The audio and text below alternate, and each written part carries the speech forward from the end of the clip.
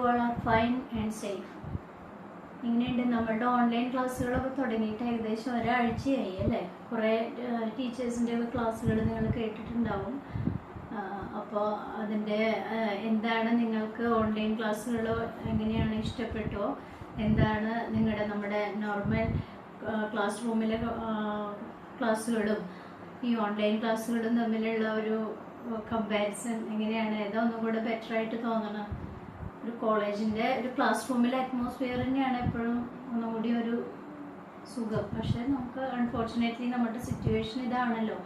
അപ്പം നമുക്ക് വേറെ ഒന്നും ചെയ്യാനില്ല. തൽക്കാലം ഇങ്ങനെയൊക്കെ പോവുക. എത്രയും പെട്ടെന്ന് നമുക്ക് ഹോപ്പ് ഫോർ ദ ബെസ്റ്റ് എന്നല്ലേ പറയുക. അപ്പോൾ അതുപോലെ നമുക്കൊരു ബെറ്റർ ആയിട്ടുള്ള ഒരു കാലഘട്ടം വരും, അല്ലെങ്കിൽ അടുത്ത് തന്നെ ആ ഒരു നമ്മുടെ നോർമൽ ലെവലിലേക്ക് ആവുമെന്ന് നമുക്ക് പ്രതീക്ഷിക്കാം. അപ്പോൾ കഴിഞ്ഞ ക്ലാസ്സിൽ നമ്മൾ പറഞ്ഞിട്ടുണ്ടായിരുന്ന കാര്യങ്ങൾ, ഫിനാൻഷ്യൽ മാർക്കറ്റ്സ് ആൻഡ് സർവീസസ് എന്ന് പറയുന്ന അതിൽ കുറേ ഭാഗങ്ങൾ നമ്മൾ പറഞ്ഞു കഴിഞ്ഞു. അതിൻ്റെ നോട്ട്സൊക്കെ ചെയ്യാനായിട്ട് ഞാൻ പറഞ്ഞിട്ടുണ്ടായിരുന്നു, അതിൻ്റെ വർക്കുകൾ തന്നിട്ടുണ്ടായിരുന്നു. അപ്പോൾ അതൊക്കെ എത്ര പേര് എഴുതി എന്താണ് എന്നുള്ളതൊക്കെ നമുക്ക് ഇതിൽ വാട്സപ്പിൽ നമ്മളിങ്ങനെ ചെക്ക് ചെയ്തുകൊണ്ടിരിക്കുകയാണ്. അപ്പോൾ അതുകൊണ്ട് എല്ലാവരും ഇനി ആരെങ്കിലും ഒക്കെ പെൻഡിങ് ഉണ്ടെങ്കിൽ ഓരോ ദിവസവും ഒരു ക്ലാസ് വീതം നിങ്ങൾക്ക് തരുന്നുള്ളൂ. അത് നിർബന്ധമായിട്ടും അന്നന്ന് തന്നെ ആ നോട്ട്സും കാര്യങ്ങളൊക്കെ കംപ്ലീറ്റ് ചെയ്യുക. പറയുന്ന വർക്കുകളോ അന്നന്ന് തന്നെ ചെയ്യാം. അപ്പോൾ പിന്നെ നിങ്ങൾക്കതൊരു ബേർഡൻ ആവാതെ ചെയ്യാൻ പറ്റും. അല്ലെങ്കിൽ പിന്നെ അതൊരു വലിയ ബുദ്ധിമുട്ടായി മാറും. അപ്പോൾ നമ്മുടെ കഴിഞ്ഞ ക്ലാസ്സിൽ പറഞ്ഞ കാര്യങ്ങൾ എന്താണ്, ഫിനാൻഷ്യൽ മാർക്കറ്റ്സ് ആൻഡ് സർവീസസ് എന്നുള്ളതിനെ പറ്റി പറഞ്ഞു. ഇനി നമുക്ക് അടുത്തത് ഫിനാൻഷ്യൽ മാർക്കറ്റുകൾ എന്താണ് എന്നാണ് പറയുന്നത്. അതായത് ഫിനാൻഷ്യൽ മാർക്കറ്റ് എന്ന് പറഞ്ഞാൽ നമ്മൾ ഇപ്പോൾ പച്ചക്കറിയോ അല്ലെങ്കിൽ നമ്മുടെ ഗ്രോസറിയോ അങ്ങനത്തെ സംഭവങ്ങളൊക്കെ വാങ്ങിക്കാൻ പോകുന്ന ഒരു മാർക്കറ്റ് പോലെ പോയി വാങ്ങിക്കാൻ പറ്റുന്ന ഒരു സാധനമാണോ ഫിനാൻഷ്യൽ മാർക്കറ്റ് എന്ന് പറഞ്ഞാൽ? അല്ല. അപ്പോൾ ഫിനാൻഷ്യൽ മാർക്കറ്റ് എന്ന് പറഞ്ഞാൽ it is an institutions or an arrangement for the transactions or exchange of financial instruments. Financial instruments transfer ചെയ്യാനോ എക്സ്ചേഞ്ച് ചെയ്യാനോ വേണ്ടിയിട്ട് നമുക്ക് കിട്ടുന്ന ഇൻസ്റ്റിറ്റ്യൂഷൻ, അതിനെയാണ് നമ്മൾ എന്തെന്ന് പറയുന്നത്, ഫിനാൻഷ്യൽ മാർക്കറ്റ് എന്ന് പറയുന്നത്. ഇനി ഫിനാൻഷ്യൽ മാർക്കറ്റിലൂടെ നമ്മൾ ട്രേഡ് ചെയ്യുന്നതും എക്സ്ചേഞ്ച് ചെയ്യുന്നതും എന്തായിരിക്കും? Financial instruments. എന്തായി ഫിനാൻഷ്യൽ ഇൻസ്ട്രുമെന്റ്സ് എന്ന് പറഞ്ഞിട്ടുണ്ടെങ്കിൽ ഷെയർസ് ഉണ്ട്, സെക്യൂരിറ്റീസ് ഉണ്ട്, ഡിബഞ്ചേഴ്സ് ഉണ്ട്, ബോണ്ട്സ് ഉണ്ട്, അല്ലേ? ഇതൊക്കെയാണ് നമ്മൾ എന്തായിട്ട് പറയുന്നത്, ഫിനാൻഷ്യൽ ഇൻസ്ട്രുമെന്റ്സ് ആയിട്ട് നമ്മൾ കണക്കാക്കുന്നത്. അപ്പോൾ ഈ തരത്തിലുള്ള ബോണ്ടുകളെയോ ഷെയറുകളെയോ ഡിബഞ്ചറുകളെയോ ഒക്കെ നമ്മൾ എക്സ്ചേഞ്ച് ചെയ്യുന്ന ഈ ഒരു സിസ്റ്റത്തിനെ നമ്മൾ ഫിനാൻഷ്യൽ സിസ്റ്റം, അത് നടത്തുന്ന പ്ലേസിനെ നമ്മൾ എന്തെന്ന് പറയുന്നു, ഫിനാൻഷ്യൽ മാർക്കറ്റ് എന്ന് പറയുന്നു. ഇനി അടുത്തത് ഒരു ഫിനാൻഷ്യൽ മാർക്കറ്റ് എന്ന് പറഞ്ഞാൽ there is no specific place for financial market. Financial മാർക്കറ്റിന് ഒരു സ്പെസിഫിക് പ്ലേസ് ഉണ്ടായിരിക്കില്ല. അതായത് ഇപ്പൊ നമ്മൾ പറഞ്ഞു, നമ്മുടെ കുന്നംകുളം മാർക്കറ്റിൽ പോയിട്ട് നമ്മളൊരു സാധനം വാങ്ങിക്കുന്ന പോലെ നമുക്കൊരു മാർക്കറ്റിൽ പോയിട്ട് നമ്മളൊരു സംഭവം വാങ്ങിക്കുക, അങ്ങനെയല്ല ഫിനാൻഷ്യൽ മാർക്കറ്റ് എന്ന് പറഞ്ഞാൽ. അതായത് വേർ ദ ഫിനാൻഷ്യൽ ട്രാൻസാക്ഷൻസ് അല്ലെങ്കിൽ where the financial exchange are going that place is known as financial market. അപ്പോൾ എവിടെയാണോ ഒരു ഫിനാൻഷ്യൽ എക്സ്ചേഞ്ച് നടക്കുന്ന ആ ഒരു പെർട്ടിക്കുലർ പ്ലേസ് എവിടെയാണോ അവിടെയാണ് നമ്മുടെ ഒരു മാർക്കറ്റായിട്ട് കണക്കാക്കുന്നത്, ഫിനാൻഷ്യൽ മാർക്കറ്റായിട്ട് കണക്കാക്കുന്നത്. ഇത് എന്താ പറയുക, നമുക്ക് ഒരു പല രീതിയിൽ നമുക്ക് ഫിനാൻഷ്യൽ ഡീലിങ്സുകൾ നടത്താം, അല്ലേ? ഇതിൻ്റെ ടൈപ്സ് ഓഫ് ഫിനാൻഷ്യൽ മാർക്കറ്റുകളാണ് നമ്മൾ പറയുന്നത്. ഇനി on the basis of credit period നമുക്ക് പല ആവശ്യങ്ങളുണ്ടാവും. അതായത് കുറേ കാലം നീണ്ടു നിൽക്കുന്ന, അതായത് ലോങ് പീരീഡിലേക്കുള്ള ആവശ്യങ്ങളുണ്ടാവും, ഷോർട്ട് പീരീഡിലേക്കുള്ള ആവശ്യങ്ങളുണ്ടാവും. അപ്പോൾ according to the credit period, ഈ ക്രെഡിറ്റ് പീരീഡ് അനുസരിച്ച് ലോങ് പീരീഡ് ആണോ നമ്മുടെ ആവശ്യങ്ങൾ അനുസരിച്ച് നമുക്ക് എന്ത് ചെയ്യാൻ പറ്റും, നമ്മുടെ ഈ ഫിനാൻഷ്യൽ മാർക്കറ്റുകളെ നമുക്ക് എന്തായിട്ട് കണക്കാക്കാൻ പറ്റും? രണ്ട് രീതിയിൽ നമുക്ക് ക്ലാസിഫൈ ചെയ്യാനായിട്ട് സാധിക്കും. ഒന്നാമത്തെയാണ് മണി മാർക്കറ്റ്, രണ്ടാമത്തേതാണ് ക്യാപിറ്റൽ മാർക്കറ്റ് അല്ലെങ്കിൽ സെക്യൂരിറ്റി മാർക്കറ്റ്. അപ്പം മണി മാർക്കറ്റ് എന്ന് പറഞ്ഞാൽ എന്താണ്? മണി മാർക്കറ്റ് എന്ന് പറഞ്ഞാൽ ഇത് ഒരു എന്താ പറയുക, വളരെ ഷോർട്ട് ടേം പീരീഡിലേക്ക് മാത്രം ഫണ്ട് പ്രൊവൈഡ് ചെയ്യുന്ന ഒരു മാർക്കറ്റാണ് മണി മാർക്കറ്റ് എന്ന് പറഞ്ഞിട്ടുണ്ടെങ്കിൽ. മണി മാർക്കറ്റിൽ ഇവിടെ എന്താ ചെയ്യുന്നത്, ഇവിടെ സേവേഴ്സിന്റെ കയ്യിൽ നിന്ന് നമ്മൾ എന്ത് ചെയ്യുന്നു, ഡെപ്പോസിറ്റ് വാങ്ങിക്കുന്നു. എന്നിട്ട് ആവശ്യമുള്ളവർക്ക് നമുക്ക് വളരെ ഷോർട്ട് പീരീഡ് ഓഫ് ടൈമിലേക്ക് നമ്മൾ ഫണ്ട് കൊടുക്കുന്നതിനെയാണ് നമ്മൾ എന്തെന്ന് പറയുന്നത്, മണി മാർക്കറ്റ് എന്ന് പറയുന്നത്. ഇതിൽ ഒരു ഫിനാൻഷ്യൽ ആക്ടിവിറ്റി, എല്ലാ തരത്തിലുള്ള ഫിനാൻഷ്യൽ ആക്ടിവിറ്റീസും നടക്കുന്നുണ്ട്. But at the same time it is only on for short period. ഒരു ഷോർട്ട് പീരീഡ് ഓഫ് ടൈമിലേക്ക് വേണ്ടി മാത്രമായിരിക്കും നമ്മളുടെ മണി മാർക്കറ്റിൽ നടക്കുന്ന എല്ലാ ഫിനാൻഷ്യൽ ട്രാൻസാക്ഷൻസും നടക്കുന്നത് എന്നുള്ളത് മാത്രമാണ്. ഇനി അതേപോലെ തന്നെയാണ് വരുന്നത് ക്യാപിറ്റൽ മാർക്കറ്റ്. എന്താ ക്യാപിറ്റൽ മാർക്കറ്റ് എന്ന് പറഞ്ഞാൽ, നമുക്ക് മുന്നേക്ക് നമ്മൾ പറഞ്ഞ പോലെ തന്നെ ക്യാപിറ്റൽ മാർക്കറ്റ് എന്ന് പറഞ്ഞാൽ definitely it's A long term അല്ലേ. ലോങ് ടേം, അതിൻ്റെ പീരീഡ് എന്ന് പറയുന്നത്, ക്യാപിറ്റൽ എന്ന് പറയുമ്പോൾ കുറച്ച് ലോങ് പീരീഡിലേക്കാണ് എപ്പോഴും നമ്മൾ കണക്കാക്കുക. അതേപോലെ തന്നെ ക്യാപിറ്റൽ മാർക്കറ്റ് എന്ന് പറഞ്ഞാൽ അതൊരു ലോങ് പീരീഡ് ഓഫ് ടൈമിലാണ് നമ്മൾ ഇത് ചെയ്യുന്നത്. അപ്പോൾ അതുകൊണ്ട് തന്നെ ഇതിൻ്റെ ക്യാപിറ്റൽ മാർക്കറ്റ് നമുക്ക് further it is divided as 3, 3ആയിട്ട് നമ്മൾ വീണ്ടും അതിനെ ക്ലാസിഫൈ ചെയ്യുന്നുണ്ട്. ഒന്ന് industrial securities, government securities, long term loan market. ഇങ്ങനെ 3ആയിട്ട് നമ്മൾ എന്തിനെ, ക്യാപിറ്റൽ മാർക്കറ്റിനെ നമ്മൾ വീണ്ടും ക്ലാസിഫൈ ചെയ്യുന്നുണ്ട്.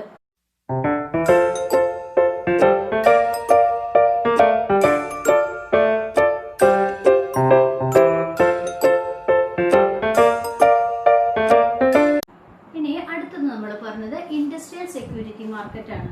ഇൻഡസ്ട്രിയൽ സെക്യൂരിറ്റി മാർക്കറ്റിൽ നമുക്ക് പറയുന്നത് ഏതൊക്കെ തരത്തിലായിരിക്കാം, നമ്മുടെ securities like equity shares, preference shares, bond, ഇങ്ങനെയുള്ള സംഭവങ്ങളൊക്കെ ആയിരിക്കും നമ്മൾ കൂടുതൽ ഈ ഒരു മാർക്കറ്റിൽ ഉണ്ടായിരിക്കുക. ഇത് നമ്മൾ എഗെയിൻ ഇതിനെ further it is divided into 2, primary market and secondary market. അപ്പോൾ നമ്മളിപ്പോൾ പറഞ്ഞു എന്താണ് ആദ്യത്തെ പറഞ്ഞത്, ഇൻഡസ്ട്രിയൽ സെക്യൂരിറ്റി മാർക്കറ്റ്. നമുക്കറിയാം സെക്യൂരിറ്റി എന്ന് പറയുമ്പോൾ ഷെയറുകളാണ് നമ്മൾ എപ്പോഴും കൂടുതലായിട്ട് പറയുക അല്ലേ. ഇതിൽ ഇക്വിറ്റി ഷെയറുകളുണ്ട്, പ്രിഫറൻസ് ഷെയറുകളുണ്ട്, അതുപോലെ തന്നെ ഡിബഞ്ചറുകൾ, ബോണ്ടുകൾ, ഇത്രയും സംഭവങ്ങളൊക്കെ നമുക്ക് ഇതിലുണ്ടായിരിക്കും. ഇത്തരത്തിലുള്ള മാർക്കറ്റുകളെ നമ്മൾ വീണ്ടും ക്ലാസിഫൈ ചെയ്യുന്നു. ഇങ്ങനെയൊക്കെയാണ് ക്ലാസിഫൈ ചെയ്യുക എന്ന് പറഞ്ഞത്, primary market and secondary market. ഇനി എന്താണ് പ്രൈമറി മാർക്കറ്റ്, എന്താണ് സെക്കൻഡറി മാർക്കറ്റ്? പ്രൈമറി മാർക്കറ്റ് എന്ന് പറഞ്ഞാൽ നമുക്ക് പ്രൈമറി എന്ന് കേൾക്കുമ്പോൾ തന്നെ നമുക്കറിയാം, അതായത് ഇനീഷ്യൽ പീരീഡ് ആണ്. അപ്പോൾ നമുക്ക് പ്രൈമറി മാർക്കറ്റിന് നമുക്ക് ഒന്നും കൂടി പേര് പറയാൻ പറ്റും. Primary market is also known as new issue market. അപ്പോൾ പ്രൈമറി മാർക്കറ്റിന്റെ വേറൊരു പേരെന്താ പറഞ്ഞത്, ന്യൂ ഇഷ്യൂ മാർക്കറ്റ്. എന്തുകൊണ്ടാണ് നമ്മൾ പ്രൈമറി മാർക്കറ്റിനെ ന്യൂ ഇഷ്യൂ മാർക്കറ്റ് എന്ന് കൂടെ പറയുന്നത് എന്ന് നോക്കാം. അതായത് പ്രൈമറി എന്ന് പറഞ്ഞാൽ ഇനീഷ്യൽ സ്റ്റേജിൽ നമ്മൾ ജസ്റ്റ് സ്റ്റാർട്ട് ചെയ്യണതിനെയാണ് പറയുന്നത്. അതേപോലെ തന്നെ ന്യൂ, പുതുതായിട്ട് ഇഷ്യൂ ചെയ്യുന്ന ഷെയറുകൾ. അപ്പോൾ അത് ആ ഒരു പേരിൽ തന്നെ നമുക്ക് എന്താണ് പറയുന്നതെന്ന് മനസ്സിലാക്കാം അല്ലേ. ന്യൂ ഇഷ്യൂ മാർക്കറ്റ് അഥവാ പ്രൈമറി മാർക്കറ്റ് എന്ന് പറഞ്ഞാൽ ഒരു ഷെയർ നമ്മൾ ആദ്യം ഇഷ്യൂ ചെയ്തിട്ട് ആദ്യം അതിൻ്റെ സെയിൽ നടക്കുന്ന മാർക്കറ്റിനെയാണ് നമ്മൾ എന്തെന്ന് പറയുക, പ്രൈമറി മാർക്കറ്റ് അഥവാ ന്യൂ ഇഷ്യൂ മാർക്കറ്റ് എന്ന് പറയുന്നത്. അതായത് primary market facilitate the transfer of fund from the savers to the entrepreneurs, the businessman, the person who wanted to extend their existing business. മനസ്സിലായോ? അപ്പോൾ ഒരു പുതിയൊരു എൻറ്റർപ്രണർക്കായിരിക്കാം, അതേപോലെ തന്നെ പുതിയൊരു ബിസിനസ്മാൻ ആയിരിക്കാം, അതേപോലെ തന്നെ എക്സിസ്റ്റിംഗ് ആയിട്ടുള്ള ഒരു ബിസിനസ്സിനെ നമുക്ക് ഇത് ചെയ്യുന്ന ആളായിരിക്കാം. ഇങ്ങനെ ഉള്ള പുതിയ ആളുകളെയൊക്കെ നമുക്ക് എന്തെങ്കിലും പറയാം, ഈ പ്രൈമറി മാർക്കറ്റിൽ ഇൻക്ലൂഡ് ചെയ്യാം. അങ്ങനെ ഇഷ്യൂ ചെയ്യുന്ന ഷെയറുകളെയാണ് നമ്മൾ എന്ന് പറയുന്നത് പ്രൈമറി മാർക്കറ്റ് അഥവാ ന്യൂ ഇഷ്യൂ മാർക്കറ്റ് എന്ന് പറയുന്നത്.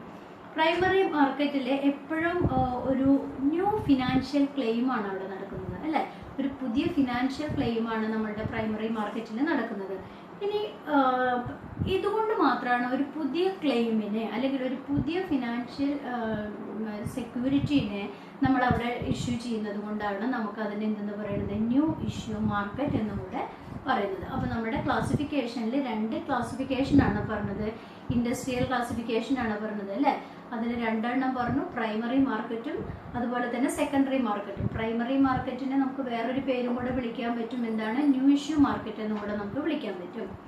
ഇനി നമ്മൾ എന്താ പറയുക, ഇതിനെ നമുക്ക് ഈ പ്രൈമറി മാർക്കറ്റിൽ കൂടെ നമുക്ക് എന്ത് ചെയ്യാൻ പറ്റും, through the primary market every entrepreneur can അല്ലെങ്കിൽ every issuer can raise their funds അല്ലേ. എങ്ങനെയാണ് നമ്മളൊരു ഷെയറിന്റെ ട്രേഡ് എങ്ങനെയാണ് അറിയോ? അതായത് നമുക്ക് ഷെയർ മാർക്കറ്റിൽ നമുക്ക് പുതിയതായിട്ട് നമ്മൾ ഇഷ്യൂ ചെയ്യുന്ന ഷെയറുകൾ ഉണ്ടാവും, ന്യൂ ഇഷ്യൂ ഷെയർ മാർക്കറ്റിൽ. അത് നമ്മൾ വിൽക്കുന്ന ആളുകൾക്ക് ആവശ്യമനുസരിച്ച് ആവശ്യക്കാർക്ക് കൊടുക്കുന്നു. ഇങ്ങനെ നടക്കുന്ന ഒരു മാർക്കറ്റിലൂടെ സ്വാഭാവികമായിട്ടും for what purpose the issuer is issuing such kind of shares? എന്തിനു വേണ്ടിയിട്ടായിരിക്കും ഒരു ഇഷ്യൂവർ ഇതുപോലുള്ള ഷെയറുകൾ ഇഷ്യൂ ചെയ്യുന്നത്? For the purpose of raising their capital, അല്ലെങ്കിൽ അവരുടെ ഫണ്ട് റേസ് ചെയ്യുക എന്നുള്ളതാണ് എന്തിൻ്റെ ഉദ്ദേശം എന്ന് പറയുന്നത്, ഇതുപോലെയുള്ള ഷെയറുകൾ ഇഷ്യൂ ചെയ്യുന്നതിൻ്റെ മെയിൻ പർപ്പസ് എന്ന് പറയുന്നത്. ഇനി ഇത്രയും കാര്യങ്ങളാണ് നമ്മളുടെ എന്തിൽ പറയാനുള്ളത്, പ്രൈമറി മാർക്കറ്റിൽ പറയാനുള്ളത്. അപ്പോൾ പ്രൈമറി മാർക്കറ്റ് അഥവാ ന്യൂ ഇഷ്യൂ മാർക്കറ്റ് എന്ന് പറഞ്ഞാൽ എന്താണ് എന്നുള്ളതാണ് നമ്മൾ പറഞ്ഞത്.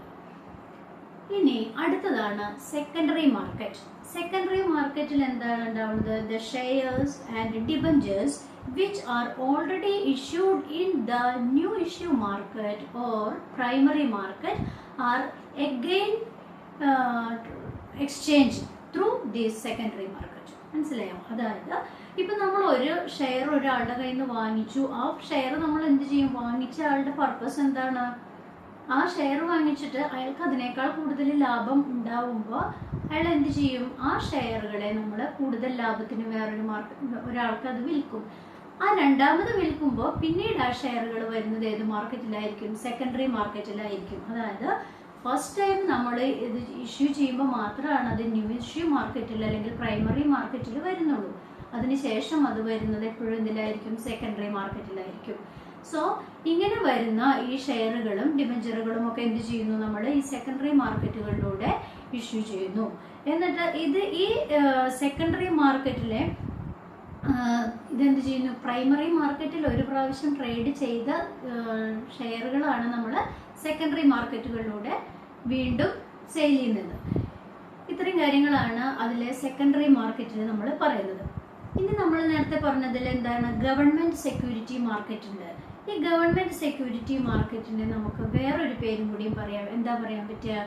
ഗിൽറ്റ് എഡ്ജ്ഡ് മാർക്കറ്റ് എന്ന് കൂടി പറയാൻ പറ്റും. എന്താണ് ഗിൽറ്റ് എഡ്ജ്ഡ് മാർക്കറ്റ് എന്ന് പറഞ്ഞാൽ? അതായത് ഗിൽറ്റ് എഡ്ജ്ഡ് സെക്യൂരിറ്റി മാർക്കറ്റ് എന്ന് പറഞ്ഞാൽ in this market only government securities are traded. ഗവൺമെന്റിന്റെ സെക്യൂരിറ്റികൾ മാത്രമാണ് ഇവിടെ എന്ത് ചെയ്യുന്നത്? ഗവൺമെന്റ് സെക്യൂരിറ്റീസ് മാത്രം വിൽക്കുന്ന, അതായതുകൊണ്ടാണ് നമ്മൾ ഇതിനെ ഗവൺമെന്റ് സെക്യൂരിറ്റി മാർക്കറ്റ് എന്ന് പറയുന്നത്. This government security market is also known as എന്താ നേരത്തെ പറഞ്ഞ ഗിൽറ്റ് എഡ്ജ്ഡ് മാർക്കറ്റ് അല്ലേ? അപ്പൊ ഇത്രയും കാര്യങ്ങളാണ് അതിലുള്ളത്. ഇനി അടുത്തതാണ് long term loan market. Long term loan market കൂടുതലും ആരാ പ്രൊവൈഡ് ചെയ്യുക? Development bankers and commercial banks are provided these kinds of long term loans. Long term ലോണുകൾ എപ്പോഴും കൂടുതലായിട്ട് പ്രൊവൈഡ് ചെയ്യുക ആരായിരിക്കും? കമേഴ്ഷ്യൽ ബാങ്കുകളും അതേപോലെ തന്നെ ഡെവലപ്മെന്റ് ബാങ്കേഴ്സും ആണ്. അവരൊരു പെർട്ടിക്കുലർ ഇൻട്രസ്റ്റ് റേറ്റിലാണ് എന്ത് ചെയ്യുന്നത്? ഇതേപോലെയുള്ള ഫണ്ട് ആവശ്യക്കാർക്ക് പ്രൊവൈഡ് ചെയ്യുന്നത്. ഇനി ഈ ഒരു ലോങ് ടേം ഇതിനെ നമ്മൾ it can be again classified as term loan, mortgage loan, അതുപോലെ തന്നെ ഫിനാൻഷ്യൽ ഗ്യാരണ്ടി മാർക്കറ്റ്. ഇത്രയായിട്ട് നമ്മൾ ഇതിനെ വീണ്ടും ക്ലാസിഫൈ ചെയ്തു. Next is classification on the basis of structural market. Structural മാർക്കറ്റിന്റെ ബേസിൽ ഇതിനെ ക്ലാസിഫൈ ചെയ്യുന്നത് unorganised market and organised market, അങ്ങനെ രണ്ട് രീതിയിലാണ്. Unorganised market and organised market എന്ന് പറഞ്ഞാൽ എന്താണെന്ന് നമ്മൾ നേരത്തെ മുന്നേ ഈ ടോപ്പിക്ക് നമ്മൾ പറയുന്നതിന് മുന്നേ കഴിഞ്ഞ ക്ലാസ്സിൽ നമ്മൾ പറഞ്ഞു. അൺഓർഗനൈസ്ഡ് ആൻഡ് ഓർഗനൈസ്ഡ് എന്ന് പറഞ്ഞാൽ അൺഓർഗനൈസ്ഡ് മാർക്കറ്റിന് എപ്പോഴും എന്തുണ്ടായിരിക്കില്ല? They doesn't have proper rules and regulations. അതിൻ്റെ എക്സാമ്പിളാണ് നമുക്ക് പറയാൻ പറ്റുന്നത് ഇൻഡിവിജ്വൽ ബാങ്കേഴ്സ്, അതുപോലെ തന്നെ ചിറ്റ് ഫണ്ട്സ്, ലോക്കൽ പേഴ്സണാലിറ്റീസ്. ഇങ്ങനെയുള്ള ആളുകളൊക്കെ എന്തായിട്ട് നമുക്ക് അൺഓർഗനൈസ്ഡ് സെക്ടറിലുള്ള ആളുകളാണ്. അതുപോലെ തന്നെ ലോക്കൽ ബാങ്കുകളുണ്ട്, പിന്നെ ട്രേഡേഴ്സ്, ഇങ്ങനെയുള്ള ആളുകളൊക്കെ നമുക്ക് എന്തായിട്ട് അൺഓർഗനൈസ്ഡ് മേഖലകളിലുള്ള ആളുകളാണ്. അതേസമയം ഓർഗനൈസ്ഡ് സെക്ടർ എന്ന് പറഞ്ഞിട്ടുണ്ടെങ്കിൽ organised sector have their own structural rules and regulations. മനസ്സിലായോ? So that's the difference between organised and unorganised banking sector. അപ്പോൾ അൺഓർഗനൈസ്ഡ് മാർക്കറ്റും ഓർഗനൈസ്ഡ് മാർക്കറ്റും തമ്മിലുള്ള ആ ഒരു വ്യത്യാസമാണ് പറയുന്നത്. ഓർഗനൈസ്ഡിന് എപ്പോഴും എന്തുണ്ടായിരിക്കും, ഒരു structural form of rules and regulations ഉണ്ടായിരിക്കും. At the same time unorganised doesn't have a proper structural rules and regulations for their trading or financial exchanges. അപ്പോൾ ഇതിലെന്താവുക, ഓരോരുത്തരും ഇപ്പോൾ ഞാൻ പണം ആർക്കെങ്കിലും കൊടുക്കുന്നുണ്ടെങ്കിൽ ഞാനായിരിക്കും ഒരു അൺഓർഗനൈസ്ഡ് സെക്ടറിലുള്ള ഒരാൾ പണം കൊടുക്കുകയാണെങ്കിൽ അദ്ദേഹത്തിന് ഇഷ്ടമുള്ള എമൗണ്ട് ഏത് വേണമെങ്കിലും ഇൻട്രസ്റ്റ് ആയിട്ട് ചാർജ് ചെയ്യാൻ പറ്റും അല്ലേ.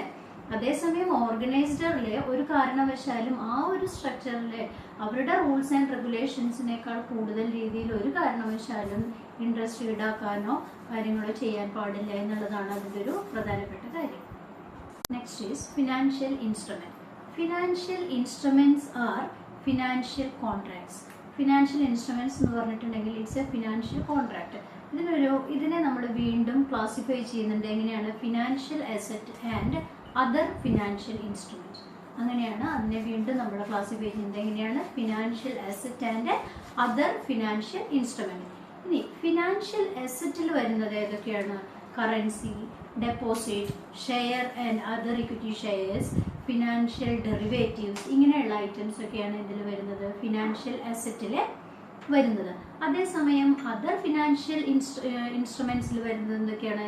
Letter of guarantee, letter of credit, ഇങ്ങനെയുള്ള ഐറ്റംസ് ഒക്കെയാണ് ഇതിൽ വരുന്നത്, അതർ ഫിനാൻഷ്യൽ ഇൻസ്ട്രുമെന്റ്സിൽ വരുന്നത്.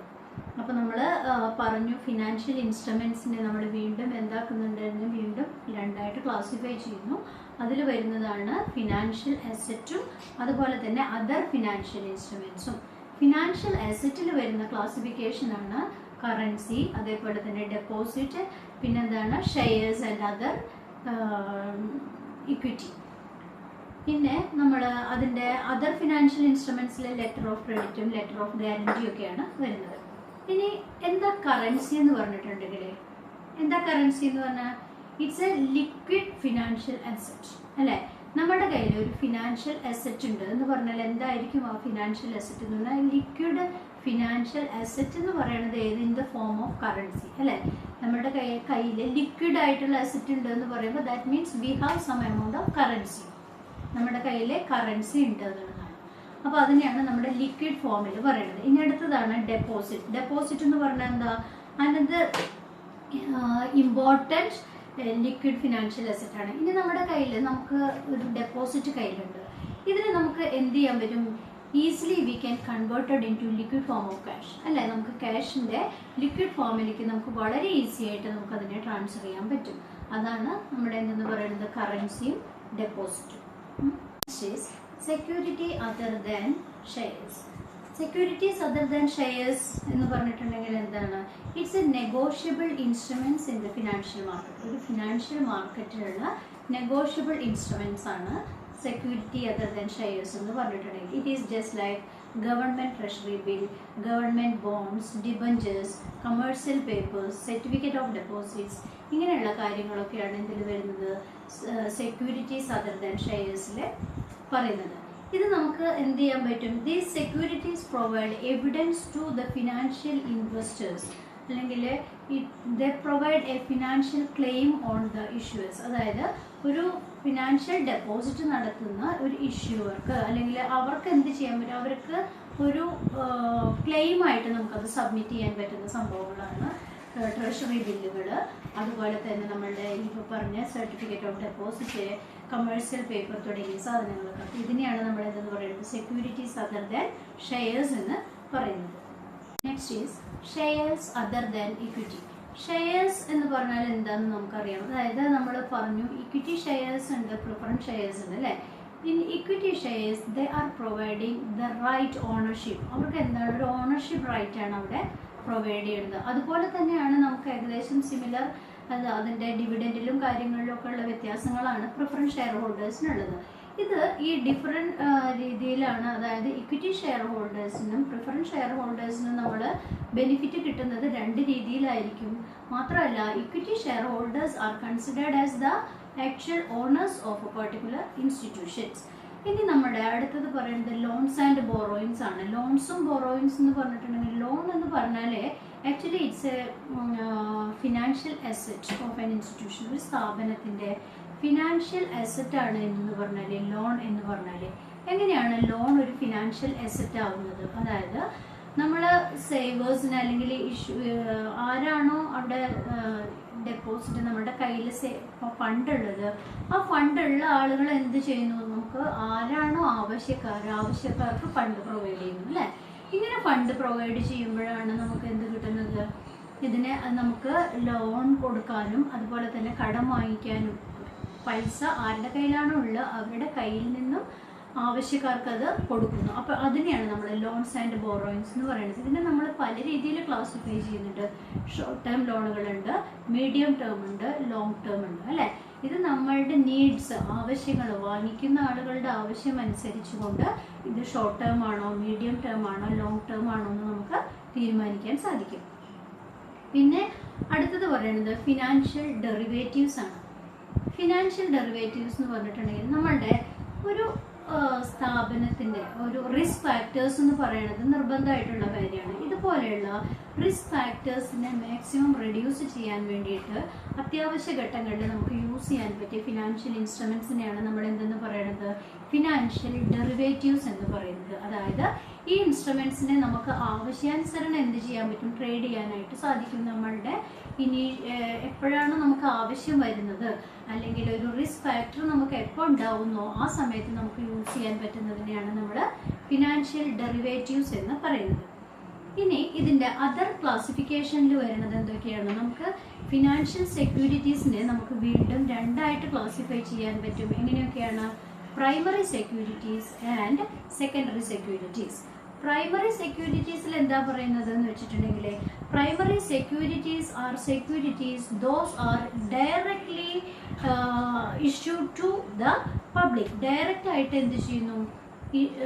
ആർക്ക് ഇഷ്യൂ ചെയ്യുന്നു? പബ്ലിക്കിന് ഇഷ്യൂ ചെയ്യുന്നു. അതായത് നമുക്ക് പബ്ലിക്കിന് എന്ത് ചെയ്യാൻ പറ്റും? ഇഷ്യൂവേഴ്സിൻ്റെ കയ്യിൽ നിന്ന് ഈ ഒരു ഷെയറുകളെ നമുക്ക് ഡയറക്റ്റായിട്ട് വാങ്ങിക്കാനായിട്ട് സാധിക്കും. ഇങ്ങനെ നമുക്ക് ഡയറക്റ്റ് ആയിട്ട് പബ്ലിക്കിന് ഇഷ്യൂ ചെയ്യുന്ന ഷെയറുകളെയാണ് നമ്മൾ എന്തെന്ന് പറയുന്നത്? പ്രൈമറി ഷെയർസ് എന്ന് പറയുന്നത്. അതേസമയം സെക്കൻഡറി ഷെയർസ് എന്ന് പറഞ്ഞാൽ അപ്പോൾ എന്തായിരിക്കും? Secondary shares are shares they are not directly issuing to the public, there needs some intermediaries. അവിടെ ആര് വേണ്ടി വരും? ഒരു ഇന്റർമീഡിയറി, ഒരു ഇടനിലക്കാരൻ്റെ ആവശ്യമാണ് വരുന്നത്. Just like banks and other institutions. അപ്പോൾ ഈ രീതിയിലുള്ള സ്ഥാപനങ്ങൾ നമുക്ക് ആവശ്യമായിട്ട് വരുന്നു. ഇതിനു വേണ്ടിയിട്ട് ഇങ്ങനെയുള്ള ഷെയറുകൾ വാങ്ങിക്കാനായിട്ട്. അപ്പോൾ ഇതാണ് പ്രൈമറിയും അതുപോലെ തന്നെ സെക്കൻഡറി, പ്രൈമറി സെക്യൂരിറ്റീസും സെക്കൻഡറി സെക്യൂരിറ്റീസും തമ്മിലുള്ള വ്യത്യാസം എന്ന് പറഞ്ഞിട്ടുണ്ടെങ്കിൽ, ഇനി നമ്മളുടെ ഫിനാൻഷ്യൽ ഇൻസ്ട്രുമെൻസിനെ വീണ്ടും രണ്ടായിട്ട് ക്ലാസിഫൈ ചെയ്യുന്നുണ്ട്. Marketable securities and non marketable securities. എന്തായിരിക്കും മാർക്കറ്റബിൾ സെക്യൂരിറ്റീസ് എന്ന് പറഞ്ഞിട്ടുണ്ടെങ്കിൽ, these securities can be transferred from one person to another person. ഒരു വ്യക്തിയിൽ നിന്നും വേറൊരു വ്യക്തിയിലേക്ക് വളരെ ഈസി ആയിട്ട് നമുക്ക് എന്ത് ചെയ്യും? അതിനെ ട്രാൻസ്ഫർ ചെയ്യാനായിട്ട് സാധിക്കും. ഇതിനെയാണ് നമ്മൾ എന്തെന്ന് പറയുന്നത്? മാർക്കറ്റബിൾ സെക്യൂരിറ്റീസ് എന്ന് പറയുന്നത്. അതേസമയം നോൺ മാർക്കറ്റബിൾ സെക്യൂരിറ്റീസ് എന്ന് പറഞ്ഞാൽ എന്തായിരിക്കും? These securities cannot be transferred from one person to another person. ഇങ്ങനെയുള്ള സെക്യൂരിറ്റീസ് ഒരു വ്യക്തിയിൽ നിന്നും വേറൊരു വ്യക്തിയിലേക്ക് ഒരു കാരണവശാലും നമുക്ക് എന്ത് ചെയ്യാൻ പറ്റില്ല? ട്രാൻസ്ഫർ ചെയ്യാൻ പറ്റില്ല. ഇപ്പം നമുക്ക് എന്താ പറയുക, മാർക്കറ്റബിൾ സെക്യൂരിറ്റീസിൽ പറഞ്ഞു we can transfer from one person to another person എന്ന് നമ്മൾ പറഞ്ഞു. അത് എങ്ങനെയൊക്കെ ആയിരിക്കും? നമ്മളൊരു ഷെയർ വാങ്ങിച്ചു, ആ ഷെയർ നമുക്ക് താല്പര്യമില്ല അല്ലെങ്കിൽ നമുക്ക് കൂടുതൽ പ്രോഫിറ്റ് ഉണ്ടാവുകയാണെങ്കിൽ നമുക്ക് എന്ത് ചെയ്യാൻ പറ്റും? അത് വേറൊരാൾക്ക് ആ ഷെയർ നമുക്ക് വിൽക്കാനായിട്ട് സാധിക്കും. അറ്റ് ദ സെയിം ടൈം നമുക്കൊരു ഡെപ്പോസിറ്റ് ഉണ്ട്. ഞാൻ എൻ്റെ പേരിൽ ഡെപ്പോസിറ്റ് ചെയ്ത ഒരു ഫണ്ടാണ്, അത് എനിക്ക് ഈസി ആയിട്ട് വേറൊരാളുടെ പേരിലേക്ക് ട്രാൻസ്ഫർ ചെയ്യാൻ പറ്റും, അല്ലെങ്കിൽ ലോൺ ആണെങ്കിൽ ചെയ്യാൻ പറ്റും. അങ്ങനെ നമുക്ക് ട്രാൻസ്ഫർ ചെയ്യാൻ പറ്റാത്ത ചില സെക്യൂരിറ്റീസ് ഉണ്ട്. അതിനെയാണ് നമ്മൾ എന്തെന്ന് പറയുന്നത്? നോൺ മാർക്കറ്റബിൾ സെക്യൂരിറ്റീസ് എന്ന് പറയുന്നത്. Next is old and traditional financial instruments ആണ്. Old and traditional financial instruments എന്ന് പറഞ്ഞാൽ എന്താണെന്ന് നമുക്കറിയാം അല്ലേ? ഓൾഡ് പഴയ രീതിയിൽ അല്ലെങ്കിൽ പരമ്പരാഗതമായിട്ടുള്ള ഫിനാൻഷ്യൽ ഇൻസ്ട്രുമെൻറ്റ്സ് എന്ന് പറഞ്ഞാൽ up to 1990 these business houses are mainly uses these old അല്ലെങ്കിൽ traditional financial instruments. That's why it is called traditional financial instruments. മനസ്സിലായോ? അതായത് 90കളിൽ വരെ എങ്ങനെയാണ് ഒരു വളരെ ട്രഡീഷണൽ ആയിട്ടുള്ള ഫിനാൻഷ്യൽ ഇൻസ്ട്രുമെൻസുകളാണ് നമ്മൾ എന്ത് യൂസ് ചെയ്തിരുന്നത്, ഈ ഒരു ഫിനാൻഷ്യൽ മാർക്കറ്റുകളിലും ഫിനാൻഷ്യൽ സർവീസസിലൊക്കെ നമ്മൾ യൂസ് ചെയ്തിരുന്നത്. അതുകൊണ്ട് തന്നെ നമ്മൾ financial instruments, traditional financial instruments എന്നാണ് അതിനെ പറഞ്ഞുകൊണ്ടിരുന്നത്. അതുപോലെ അടുത്തതാണ് പറയുന്നത് new or innovative financial instruments. എന്തായിരിക്കും അപ്പോൾ new or innovative financial instruments എന്ന് പറഞ്ഞിട്ടുണ്ടെങ്കിൽ നമ്മൾ പറഞ്ഞു ട്രഡീഷണൽ അല്ലെങ്കിൽ ഓൾഡ് രീതിയിലുള്ള പഴയ രീതിയിലുള്ള ഇൻസ്ട്രുമെൻറ്റ്സ് ആണ് യൂസ് ചെയ്തിരുന്നതെന്ന് പറഞ്ഞു. അതുപോലെ തന്നെ ഇന്നവേറ്റീവ് അല്ലെങ്കിൽ ന്യൂലി ഇഷ്യൂഡ് ഷെയർസ് അല്ലെങ്കിൽ അങ്ങനെയുള്ള സെക്യൂരിറ്റീസ് അല്ലെങ്കിൽ ഇൻസ്ട്രുമെൻറ്റ്സ് നമ്മൾ കൂടുതൽ യൂസ് ചെയ്യാൻ തുടങ്ങി എന്ന് പറഞ്ഞാൽ നമുക്കറിയാം. അതായത് in olden days the borrower and the saver is not ready to accept any kind of risk factors in their financial investment. ഒരാളുടെ ഫിനാൻഷ്യൽ ഇൻവെസ്റ്റ്മെന്റിൽ യാതൊരു കാരണവശാലും ഒരു റിസ്ക് ഫാക്ടർ ഉണ്ടാവാനോ അതിലൂടെ ഒരു നേട്ടം ഉണ്ടാവാനോ ആളുകൾ, അത് സേവർ ആയാലും ശരി ബോറോവർ ആയാലും ശരി, അവർക്ക് ഒരു കാരണവശാലും എന്ത് സ്വീകാര്യമായിരുന്നില്ല. ഇതേപോലെയുള്ള റിസ്ക് ഫാക്ടറുകളെ അക്സെപ്റ്റ് ചെയ്യുക എന്നുള്ളത് അവർക്ക് അത്ര ഈസി ആയിരുന്നില്ല. അതുകൊണ്ട് തന്നെ അന്നത്തെ കാലത്ത് അവർ ഒരു മാർജിനായിട്ടാണ് അവരുടെ പ്രോഫിറ്റ് ഉണ്ടായിരുന്നത് അല്ലേ. പക്ഷേ ഇത് ന്യൂലി അല്ലെങ്കിൽ ഇന്നവേറ്റീവ് ആയിട്ടുള്ള കുറേ ഇൻസ്ട്രുമെന്റ്സിനെ കണ്ടുപിടിച്ചതോട് കൂടിയിട്ട് എന്താണ്, ബോറോവേഴ്സും സേവേഴ്സും ഒരേപോലെ മാർക്കറ്റ് റിസ്കുകൾ, ഫിനാൻഷ്യൽ റിസ്കുകൾ ഏറ്റെടുക്കാൻ തയ്യാറാവുകയും അതിന്റെ ഭാഗമായിട്ട് അതിലൂടെ കൂടുതൽ ലാഭം ഉണ്ടാക്കാൻ, നഷ്ടം ഉണ്ടാവുകയാണെങ്കിൽ നഷ്ടം ഉണ്ടാവും, അതേസമയം അവന് there is a chance for more profit അല്ല. അപ്പൊ ഇവിടെ ന്യൂലി അല്ലെങ്കിൽ പുതിയ വേർഷനിൽ എന്തിനാണ് കൂടുതൽ പ്രയോറിറ്റി കൊടുത്തിരുന്നത്, ഏറ്റവും കുറച്ച് റിസ്ക് എടുത്താലും മാക്സിമം പ്രോഫിറ്റ് ഉണ്ടാക്കുക എന്നുള്ളതിനാണ് കൂടുതൽ priority. For that purpose, they introduced different types of newly issued instruments, financial instruments. അതിൽ പറയുന്നതാണ് സീറോ കൂപ്പൺ ബോണ്ട്സ്, അതേപോലെ തന്നെ deep discount bond, floating rate bonds, ഇങ്ങനെ പല രീതിയിലുള്ള ഫിനാൻഷ്യൽ ഇൻസ്ട്രുമെന്റ്സും ഇതിനു വേണ്ടിയിട്ട് ന്യൂലി ഇഷ്യൂഡ് ഇൻസ്ട്രുമെന്റ്സ് ആയിട്ട് നമ്മൾ കണക്കാക്കി എന്നാണ് പറയുന്നത്. ഇതിലൂടെയൊക്കെ എന്താ ഉണ്ടാവുന്നത്, നഷ്ടം ഉണ്ടാവാനുള്ള ചാൻസുകൾ 50-50 ആണ്. അതായത് ലാഭം ഉണ്ടാവാം നഷ്ടം ഉണ്ടാവാം, പക്ഷേ it's depend on the accepting capacity of the borrower and saver. Next is Indian financial system and economic development. Indian financial system and economic development എന്താ പറയണമെന്ന് വെച്ചാൽ നമ്മൾ പറഞ്ഞു കുറേ കാലങ്ങളായിട്ട് നമ്മൾ ഫോളോ ചെയ്തു വന്നിരുന്ന മെത്തേഡുകൾ എന്തൊക്കെയാണ്, എങ്ങനെയൊക്കെയാണ് നമ്മുടെ ഫിനാൻഷ്യൽ മാർക്കറ്റുകളിലെ ഫിനാൻഷ്യൽ ഇൻസ്ട്രുമെന്റ്സിന്റെ എക്സ്ചേഞ്ചുകൾ നടക്കുന്നത്, അതിലൂടെ ഉണ്ടാവുന്ന ലാഭം എങ്ങനെയാണ്, ഇതിനെ പറ്റിയൊക്കെ നമ്മൾ ഡിസ്കസ് ചെയ്തു. പക്ഷേ നമ്മൾ പറഞ്ഞു ഒരു പുതിയ വേർഷൻ അല്ലെങ്കിൽ വളരെ ഇന്നോവേറ്റീവ് ആയിട്ടുള്ള ഫിനാൻഷ്യൽ ഇൻസ്ട്രുമെന്റ്സിനെ മാർക്കറ്റുകളിൽ ഇൻട്രൊഡ്യൂസ് ചെയ്യുകയും ഈ ഇന്നോവേറ്റീവ് ഇൻസ്ട്രുമെന്റ്സിലൂടെ കൂടുതൽ ലാഭം ഉണ്ടാവുകയും at the same time lots of risk factors are there, but the investors and the borrowers are ready to accept such kind of risk factors, then they can make more profit with that. Sometimes they will also suffer this risk also, അല്ലെങ്കിൽ loss ഉണ്ടാവാം, അതേസമയം പ്രോഫിറ്റും കൂടുതൽ ഉണ്ടാക്കാനായിട്ട് സാധിക്കും. ഇത് സ്വാഭാവികമായിട്ടും നമ്മൾ പറയാറുണ്ട്, ആരാണോ റിസ്ക് എടുക്കാൻ തയ്യാറാവുന്നത് അവർക്കാണ് കൂടുതൽ എന്തുണ്ടാവുക, വിജയം ഉണ്ടാവുക. അതേപോലെ തന്നെയാണ് ഫിനാൻഷ്യൽ ഒരു ഇക്കണോമിക് ഡെവലപ്മെന്റിന് കാരണം ഇന്ത്യൻ ഫിനാൻഷ്യൽ സിസ്റ്റത്തിൽ ഒരു ഇക്കണോമിക് ഡെവലപ്മെന്റ് ഉണ്ടാവാനായിട്ട് ഈ ന്യൂലി ഇഷ്യൂഡ് ഇൻസ്ട്രുമെന്റ്സ് ഹെൽപ്പ് ചെയ്തു എന്നാണ് പറയുന്നത്. ഇത്രയും കാര്യങ്ങളൊക്കെ ഉണ്ടെങ്കിൽ നമ്മുടെ ഈ ഫിനാൻഷ്യൽ ഇൻസ്ട്രുമെന്റ്സിലൂടെ ഇന്ത്യൻ ഇക്കണോമിക് ഡെവലപ്മെന്റ് ഉണ്ടായി എങ്കിൽ പോലും നമ്മുടെ ഈ എന്താ പറയുക ഇന്ത്യൻ ഫിനാൻഷ്യൽ സിസ്റ്റത്തിന് we have lots of weakness in our financial system. നമ്മുടെ ഫിനാൻഷ്യൽ സിസ്റ്റത്തിന് ധാരാളം വീക്ക്നെസ്സും കൂടി ഉണ്ട് എന്നാണ് പറയുന്നത്. അപ്പോൾ നമ്മുടെ ഫിനാൻഷ്യൽ സിസ്റ്റത്തിലെ ഒരു പ്രധാനപ്പെട്ട വീക്ക്നെസ് എന്ന് പറയുമ്പോൾ നമുക്ക് നമ്മുടെ ബാങ്കിങ് സെക്ടറുകളിൽ, നമ്മുടെ ഇതുപോലുള്ള സെക്യൂരിറ്റീസിൻ്റെ ട്രാൻസ്ഫറുകളിൽ അല്ലെങ്കിൽ നമ്മൾ പെർട്ടിക്കുലർ ചില മേഖലകളിൽ മാത്രമാണ് ഫോക്കസ് ചെയ്തിരുന്നത്. അതായത് നമ്മുടെ ബിസിനസ് എന്ന് പറയുമ്പോൾ നമ്മുടെ പല രീതിയിലുള്ള എക്സ്പോർട്ടിങ് അല്ലെങ്കിൽ അങ്ങനെ ആ രീതിയിൽ പോകുന്ന ബിസിനസ് മേഖലകളിലേക്ക് മാത്രം ഫോക്കസ് ചെയ്തു. സാധാരണ ലോക്കൽ ഉള്ള പല ബിസിനസ്സുകളെയും നമ്മൾ എന്ത് ചെയ്തു, ഇതേപോലുള്ളൊരു ഫിനാൻഷ്യൽ മാർക്കറ്റിലേക്ക് ഇതിനെ കൊണ്ടുവരാനോ അതിലൂടെ ഒരു ട്രേഡ് നടത്താനോ ഒന്നും നമ്മളുടെ ഫിനാൻഷ്യൽ സിസ്റ്റത്തിന് കഴിഞ്ഞിരുന്നില്ല. അതുകൊണ്ട് തന്നെ ഒരു ഇന്ത്യൻ ഫിനാൻഷ്യൽ സിസ്റ്റം എന്ന് പറഞ്ഞിട്ടുണ്ടെങ്കിൽ വളരെ ഒരു മോശം രീതിയിൽ ആണ് നമ്മുടെ ഇക്കണോമിക് ഡെവലപ്മെന്റിന് ഇതായത്. ഇക്കണോമിക് ഡെവലപ്മെന്റിൽ പ്രത്യേകിച്ച് ഒന്നും ഈ ഫിനാൻഷ്യൽ സിസ്റ്റത്തിന് ചെയ്യാനില്ലാത്തൊരു സാഹചര്യമായിരുന്നു. ഇനി ഇന്ത്യൻ മാർക്കറ്റ് എന്ന് പറയുന്നത് അതിൻ്റെ മെച്യൂരിറ്റി എന്ന് പറയുന്നത് പുതിയ അപ്രീഷിയേറ്റ് ന്യൂ ഇൻസ്ട്രുമെന്റ്സ്, പുതിയ ഇൻസ്ട്രുമെന്റ്സിനെ അപ്രീഷിയേറ്റ് ചെയ്യുകയും അതിനെ എങ്ങനെ ഫങ്ഷൻ ചെയ്യിക്കണമെന്ന് അറിയാത്തൊരു സിറ്റുവേഷൻ ഉണ്ടാവുകയും ചെയ്യുക. അതേപോലെ തന്നെ നമ്മുടെ ഫിനാൻഷ്യൽ മാർക്കറ്റുകളിൽ അല്ലെങ്കിൽ ഈ സെക്യൂരിറ്റി മാർക്കറ്റുകളിൽ ഒരു കാരണവശാലും നമ്മുടെ എക്സ്പെക്റ്റേഷൻ അനുസരിച്ചിട്ട് ഉയരാനായിട്ട് സാധിച്ചില്ല. അതായത് നമ്മൾ പുതിയ സിസ്റ്റങ്ങളും രീതികളും എല്ലാം നമ്മൾ അപ്ലൈ ചെയ്തു, പക്ഷെ നമ്മൾ ഉദ്ദേശിച്ച രീതിയിലുള്ള ഒരു ബെനിഫിറ്റ് നമുക്ക് ഇതുപോലുള്ള സെക്യൂരിറ്റി മാർക്കറ്റുകളിൽ നിന്ന് നമുക്ക് ലഭിച്ചില്ല എന്നുള്ളതും കൂടെ നമ്മുടെ ഫിനാൻഷ്യൽ സിസ്റ്റത്തിൻ്റെ ഒരു വീക്ക്നെസ് ആയിട്ട് നമ്മൾ കണക്കാക്കുന്നു. അതുപോലെ തന്നെ നമ്മുടെ സേവിങ്സ് ഗോ ഡൗൺ, അതായത് നമുക്ക് നമ്മൾ ഒരു പ്രാവശ്യം 2 പ്രാവശ്യം ഇൻവെസ്റ്റ് ചെയ്യുമ്പോൾ ആ ഇൻവെസ്റ്റ്മെന്റിൽ ഏതെങ്കിലും രീതിയിലുള്ള ലോസ് ഉണ്ടാവുകയാണെങ്കിൽ സ്വാഭാവികമായിട്ടും സേവേഴ്സിന് എന്തുണ്ടാവില്ല, കൂടുതൽ ഇൻവെസ്റ്റ്മെന്റ് ചെയ്യാനായിട്ട് താല്പര്യം ഉണ്ടായിരിക്കില്ല അല്ലെ. അപ്പൊ അതുകൊണ്ട് തന്നെ